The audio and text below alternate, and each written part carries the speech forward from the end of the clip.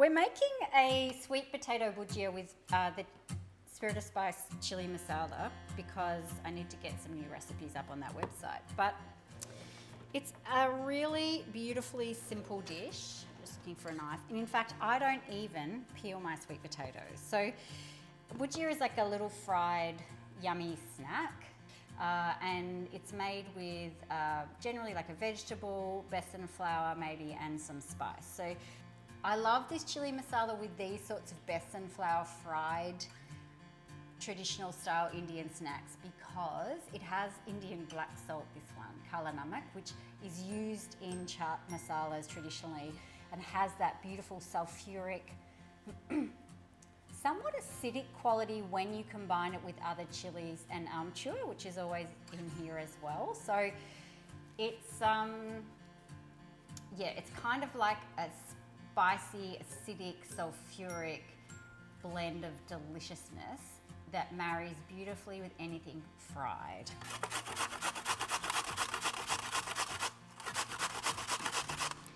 This is a really economical snack to make. Just a couple of sweet potatoes, a little bit of flour and that mix, and it's, you can serve it up with salad, you can serve it up, you know, with a bit of yogurt as a dipping sauce. You can use it instead of falafel, like in a wrap. You can eat them with eggs for breakfast, like instead of a hash brown, because I think they're more interesting. So just grate your sweet potato, mix through some besan flour. So I say some, and I'm not giving you exact measurements, which I know can be annoying, but all we're actually wanting to do, it's a bit discretionary how much you use, but I want to coat the sweet potato strands. And then I want to use my chili masala, which I have here.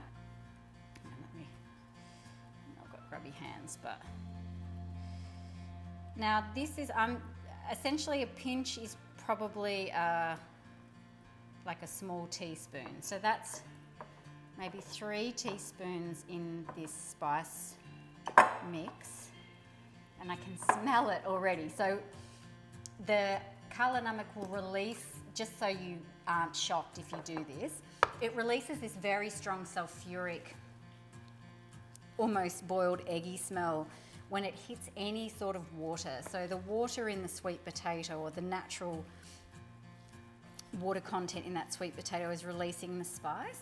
And so rest assured, it won't, if you don't love that smell, which I actually do, but if you don't love that smell, it's not going to taste like that once you cook it, because as you cook it, the sulfur in the kala namak gets recessed behind the stronger aroma of the spice that it accompanies.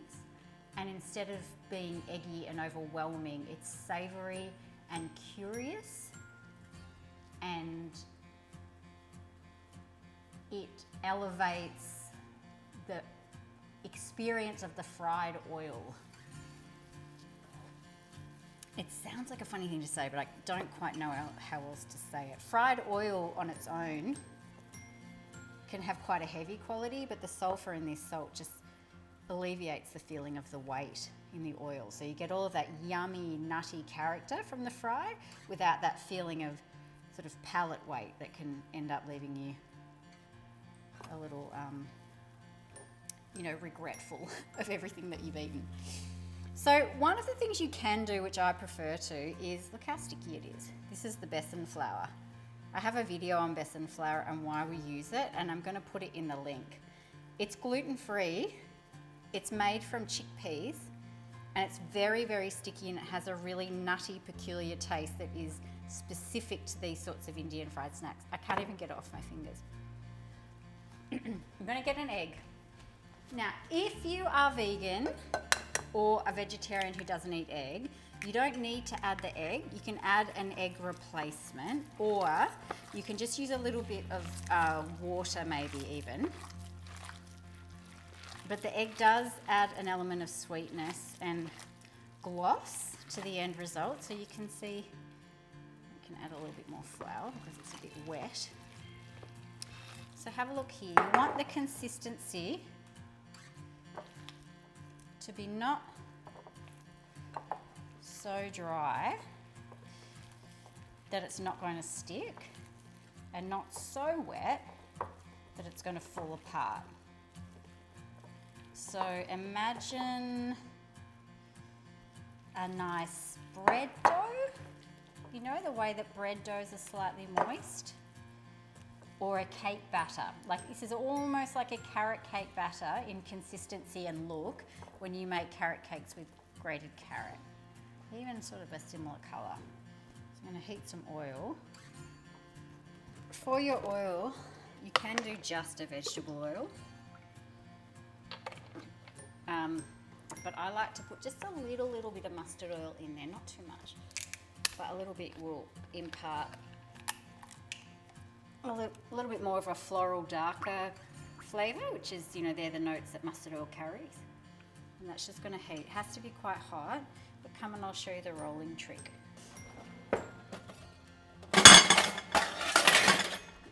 So, the trick to rolling damp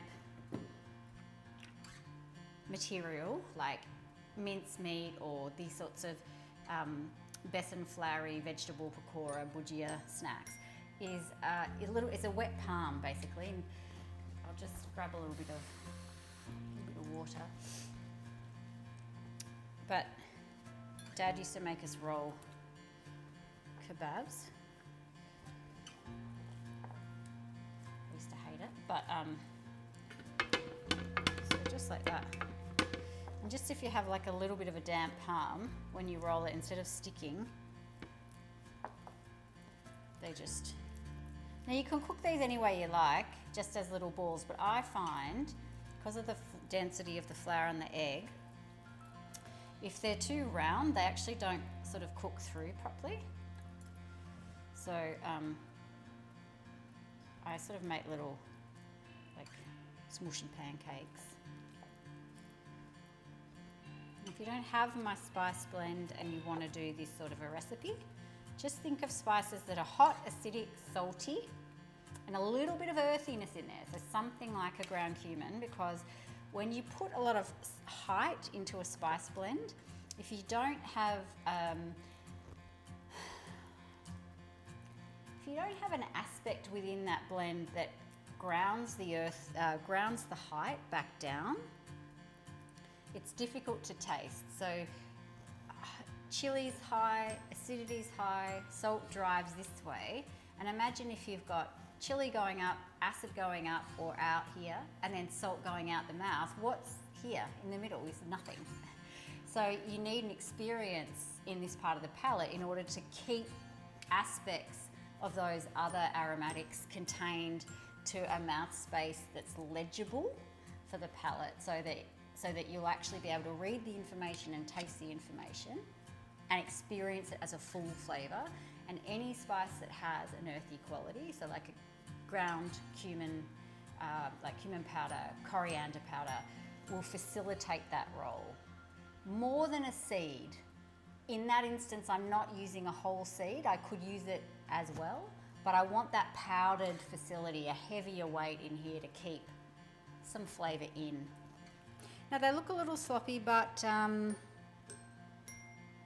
they'll be delicious, I promise. Like dirty, delicious food. That's kind of what these are. Ugly, delicious.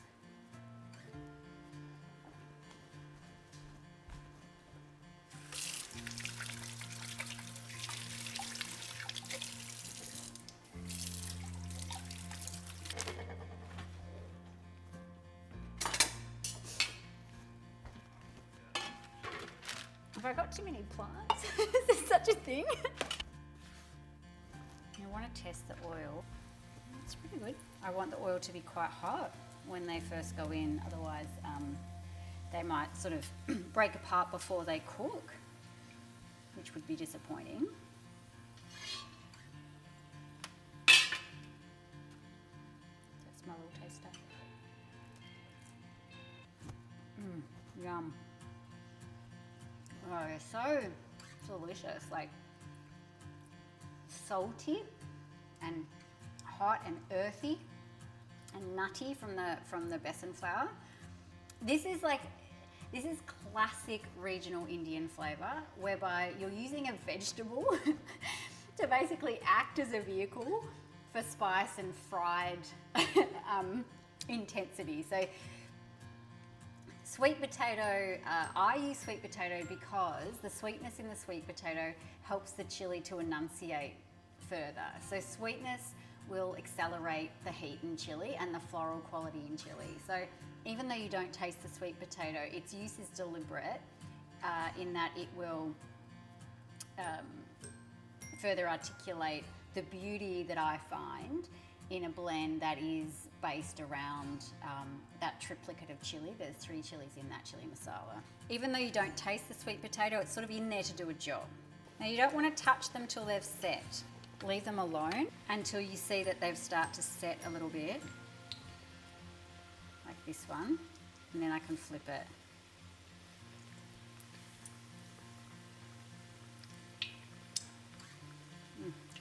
Even the raw dough is just so delicious.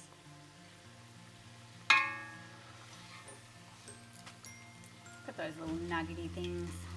It might be a little soft in the middle. Oh no, a little bit. But that's okay.